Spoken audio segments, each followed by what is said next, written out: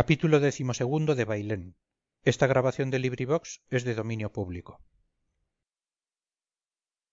criado, cumplidor de la ignominiosa orden, era un segundo mayordomo llamado Ramón, que desde su niñez servía en la casa.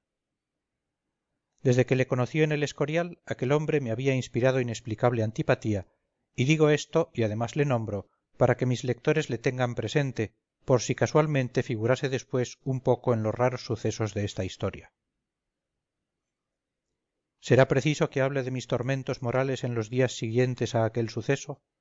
Dios mío, voy a aburrir a mis lectores abusando de la gentil cortesía que les movió a fijar sus ojos en estas relaciones. No, más vale que devore en silencio mis penas y les hable de otros asuntos, que así alcanzaré la doble ventaja de proporcionarles útil entretenimiento y de calmar mis pesares, adormeciéndoles con el beleño de patriótico entusiasmo. En Córdoba reinaba gran impaciencia por la tardanza del ejército de Castaños. Entonces, como ahora y como siempre, los profanos en el arte de la guerra arreglaban fácilmente las cuestiones más arduas charlando en cafés y en tertulias, y para ellos era muy fácil, como lo es hoy, organizar ejércitos, ganar batallas, sitiar plazas y coger prisionero a medio mundo. A los profanos se unían los bullangueros y voceadores que entonces, santo Dios, pululaban tanto como en nuestros felices días, y entre aquellos y estos y el torpe vulgo armaban tal algazara que no sé cómo las juntas y los generales podían resistirla. Principiaron a hacerse comentarios muy diversos sobre la lentitud con que Castaños organizaba sus tropas. Unos aseguraban que tenía miedo, otros que estaba decidido a dar la batalla, pero que seguro de perderla tenía tomadas sus medidas para retirarse a Cádiz y huir a América con lo más granado de sus tropas. Otros, en fin, se atrevieron a más y pronunciaron la palabra traidor. Esta palabra no era entonces palabra, era un puñal. Víctimas de ella fueron Solano en Cádiz, Filangieri en Galicia, Ceballos en Valladolid, Ordóñez en Palencia, el conde de Águila en Sevilla, Trujillo en Granada, Torre del Fresno en Badajoz, el barón de Albalat en Valencia. Inútil era decir a los impacientes de Córdoba que un ejército no se instruye, arma y equipa en 4 días. Nada de esto entendían. Aunque al través del tiempo nos parezca lo contrario, entonces se chillaba mucho, y también había quien tomara muy a pechos los asuntos de la guerra sólo por el simple placer de meter ruido, y también para hacerse notar. Todos los días oíamos decir: «Mañana viene el ejército», o «Ya ha salido de Utrera, ya está en Carmona». Pero pasaban días y el ejército no venía. En tanto, en Córdoba no cesaban los trabajos. Si no tienen ustedes idea de lo que es el delirio de la guerra, entérense de aquello.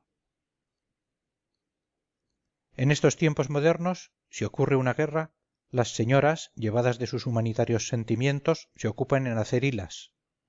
¡Ay! Entonces las señoras tenían alma para ocuparse en fundir cañones. Cuando tal era el espíritu de las mujeres, figúrense ustedes cómo estarían los hombres. Hilas. Allí nadie pensaba en tales morondangas. Los voluntarios y cuerpos francos se uniformaban según el gusto indumentario de cada uno, y aquí de la imaginación de las hembras de la familia para galonar marselleses, para emplumar sombreros y guarnecer charpas y polainas. Se hicieron muchos uniformes, pero no bastaban para equipar los 2 regimientos, uno de caballería y otro de infantería, que organizó la Junta de Córdoba. Sin embargo, este inconveniente se obvió, disponiendo que con cada prenda de vestir se cubriesen 2. El uno llevaba los calzones, casaca y sombrero, y el otro el pantalón, chaqueta y gorra de cuartel. El correaje también servía para 2. Uno llevaba la bayoneta en la cartuchera y el otro en el portabayoneta, y no alcanzando las cartucheras y cananas, se suplían con saquillos de lienzo. Más adelante, cuando tenga el gusto de describiros en su conjunto el ejército de Andalucía, daré completa idea de su abigarrada conformación y aspecto. Francamente, señores, era aquel un ejército que movía a risa. Durante los días que aguardamos la llegada de Castaños para incorporarnos a él, y necesariamente tengo que volver a hablar de mí, yo hacía una vida vagabunda y holgazana. Como el servicio del joven d Diego no exigía más que presentarme en la posada a la hora de comer, pasaba el día y parte de la noche discurriendo por aquellas tortuosas calles que convidaban al transeúnte a perderse por ellas, entregándose al azar, a lo aventurero, a lo desconocido, sin saber a dónde se va ni de dónde se viene. Por ser la soledad mi mayor gusto, rechazaba la compañía de mis camaradas, buscando errante y solo aquellos lugares donde más pronto me perdía. El único sitio a donde iba deliberadamente todos los días era la casa de Amaranta, y pasaba largas horas contemplando su puerta, con los ojos fijos en las desnudas paredes, como si quisiese leer en ellas alguna mal escrita página de mi destino. Sus cerradas ventanas, sus espesas celosías, no daban paso a ninguna esperanza.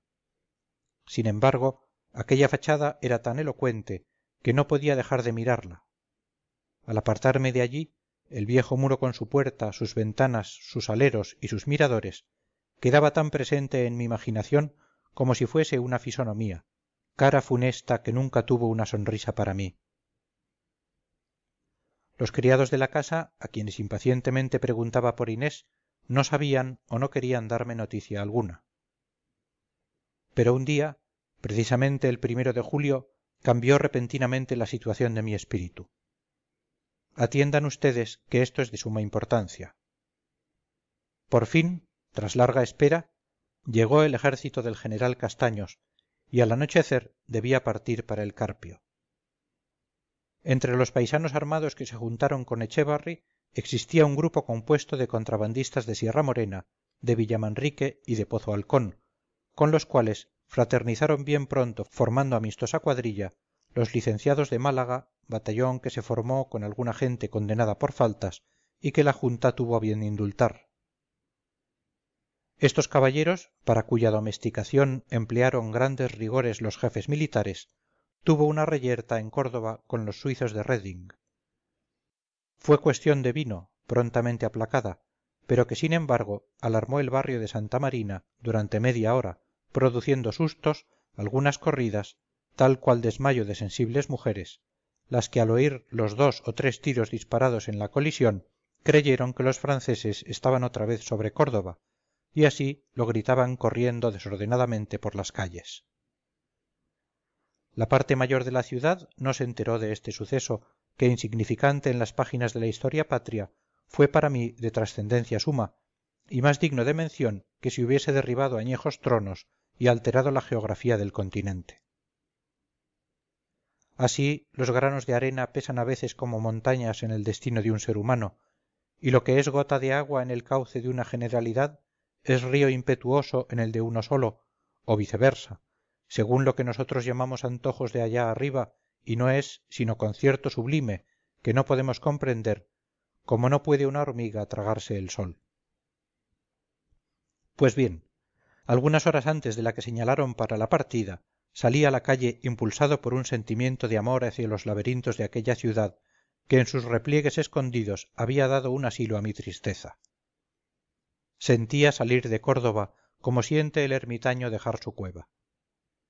Me había acostumbrado tanto a pasear mi aburrimiento y soledad por aquellos callejones, a quienes en cierto modo había hecho confidentes de mi pesar, hallaba tantas perspectivas amigas en un recodo, en una torre, en un ajimez, en una encrucijada, en un poste, en una reja, en una piedra corroída por el tiempo, en un zócalo garabateado por los chicos, que no pude menos de salir a dar el último adiós a todas aquellas mudas compañías de mi tristeza.